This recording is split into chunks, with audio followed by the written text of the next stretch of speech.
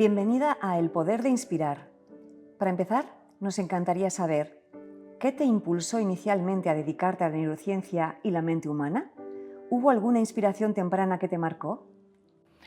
Pues es una gran pregunta porque es de donde empieza todo. ¿Qué te inspira para dedicarte a lo que haces?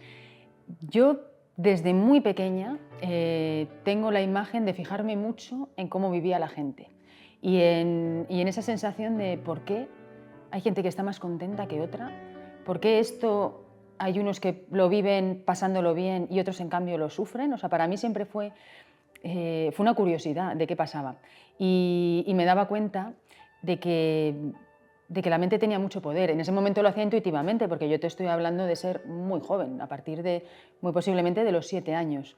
Pero luego es verdad que en la etapa mía deportiva, donde entrenaba mucho, me di cuenta de el gran poder que tiene la mente, que la diferencia entre sacar lo mejor de ti o no está muy relacionada con lo que te dices, cómo te lo dices, el nivel de pensamientos que adquieres, etcétera.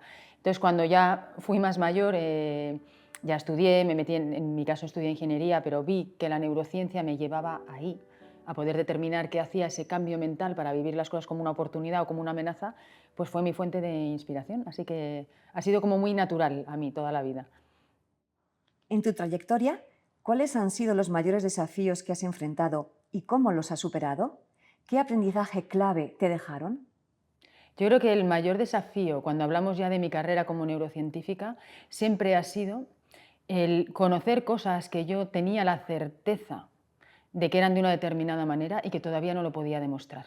A nivel cerebral, yo intuyo todavía hoy en día aspectos con los que trabajo, con los que entreno a las personas y que todavía a nivel científico no puedo demostrar por qué está ocurriendo lo que pasa. Entonces hubo un momento en mi carrera que esto se me hacía difícil, sobre todo a los inicios, porque no podía explicar por qué lo que yo estaba haciendo en el ámbito del entrenamiento de frecuencias cerebrales estaba teniendo éxito.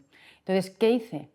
Pues en vez de dudar, confié en mi intuición, confié en lo que yo sé que es cierto y me he quedado en un camino muy concentrada en ello. Por así decirlo, yo tengo como esta imagen de los caballos, cuando les ponen algo para que miren de frente y no miren muy a los lados.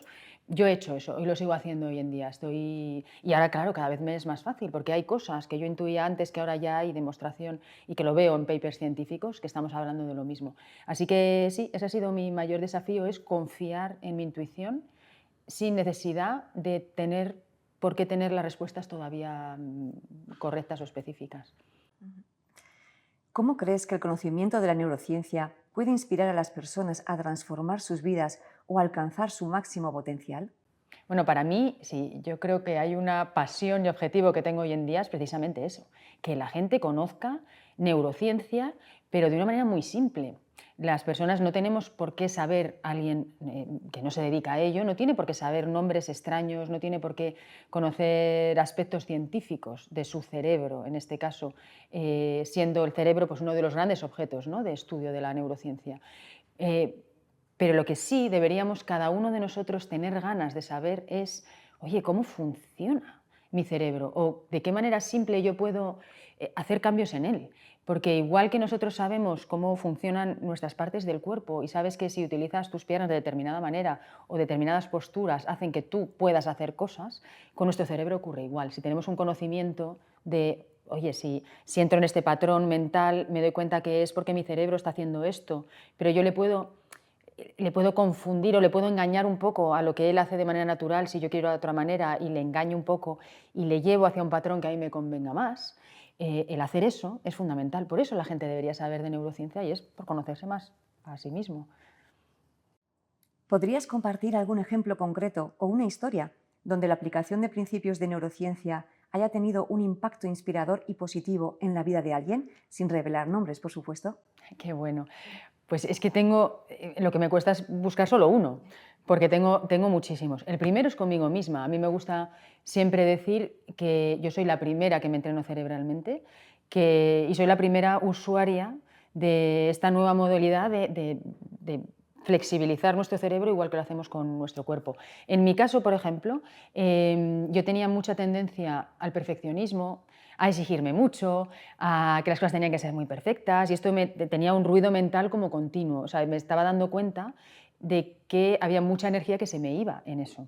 A raíz de entrenarme, claro, cuando uno se entrena con neurociencia, lo que haces es flexibilizar tus áreas cerebrales de manera que tu cerebro ya no se asusta tanto, no está tan en alerta, sino que enciende más áreas cerebrales y entonces te permite poner una perspectiva distinta. En mi caso fue muy rápido perder ruido mental, perfeccionismo en el mal sentido, y me he sentido siempre mucho más libre. Entonces ahora puedo vivir una vida muy ocupada, con mucha actividad, pero pasándolo muy bien, sin estrés, y ese es un gran cambio. Eso que yo he experimentado lo vive el 90% de las personas que se entrenan. Pero luego hay casos como muy llamativos, que son también, por ejemplo, casos clínicos. El entrenamiento cerebral lo podemos hacer todos, desde niños hasta adultos. En niños, por ejemplo, cuando hay algo clínico que vemos que la maduración no está siendo lo suficiente, o por ejemplo, niños que sufren mucho de la parte emocional porque son muy sensibles, o niños que entran dentro del espectro autista, por ejemplo, bueno, pues siempre el entrenamiento en estas áreas cerebrales, en cada caso pues son unas, vemos muchas mejoras, porque estamos viendo un cerebro que utiliza más áreas que sin entrenamiento no utiliza. Entonces ahí vemos casos extraordinarios. Nosotros tenemos, en el caso del autismo, tenemos pues, casos maravillosos, de una relación muy distinta después de entrenarse. Es muy interesante los casos de epilepsia también. Estamos hablando ahora del ámbito clínico, ¿eh? En epilepsia realmente hay avances extraordinarios cuando te entrenas cerebralmente.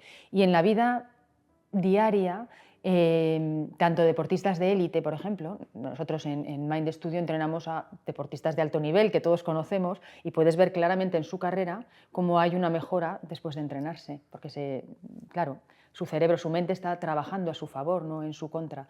Entonces, bueno, ahí hay muchas historias particulares, personales, maravillosas, donde hay un cambio, claro, hay un después que les permite hacer mucho mejor aquello que quieren. En el contexto actual, con tanta información y estimulación, ¿cómo podemos utilizar la neurociencia para mantenernos enfocados y cultivar una mentalidad positiva y resiliente? Bueno, esa es una pregunta maravillosa y tiene que ver con cómo mantenemos un cerebro flexible y desde el punto de vista del funcionamiento cerebral, lo que le estamos pidiendo para que sea flexible es que pase de unos estados a otros en función de lo que va necesitando. Y me explico. Si nosotros queremos que nuestro cerebro se enfoque en algo, necesitamos que produzca unas frecuencias cerebrales, es decir, que las neuronas cuando se hablan entre ellas emitan un impulso eléctrico que esté dentro de un rango de frecuencias que se llama beta. Nosotros sabemos que cuando un cerebro produce frecuencias beta, sobre todo en las áreas del frontal y el prefrontal izquierdo, ese cerebro se puede concentrar.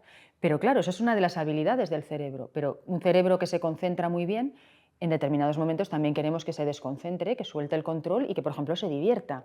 Entonces, si tiene la flexibilidad para dejar de producir esas frecuencias cuando ya no necesita concentrarse e ir a activar otras que se llaman frecuencias alfa, que son más de la calma, que son más de dejarse llevar en otras áreas cerebrales, pues tendremos una persona que se concentra o trabaja de una manera muy eficiente, pero luego puede soltar y pasarlo bien.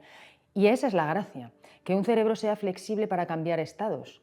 Puedas estar a veces muy enfocado en algo y luego de repente dejarte llevar, de manera que bajas el estrés. Pasa lo mismo con el dormir. En el fondo, dormir para un cerebro significa que pueda ser flexible para pasar de lo que es la alerta del día a día, de la vigilia, de estar despierto, a que sepa descansar, dormirse y dejarse llevar en este acto de dormir y de regenerarse. Eso es flexibilidad cerebral. Los problemas de insomnio son simplemente una falta de flexibilidad cerebral en la que tu cerebro no está pudiendo producir las frecuencias del dormir. Entonces, la neurociencia se trata de eso. La neurociencia que yo hago y los entrenamientos que hacemos se tratan de eso, de hacer cerebros flexibles que vayan haciendo lo que va necesitando y cambiar. Y ese es el sinónimo de salud mental, es el sinónimo de sentirte bien y también es el sinónimo de aprovechar muy bien tus capacidades, de hacer brillar capacidades que tienes dentro y que no necesariamente salen a la luz, a no ser que tu cerebro tenga la habilidad de activarlas.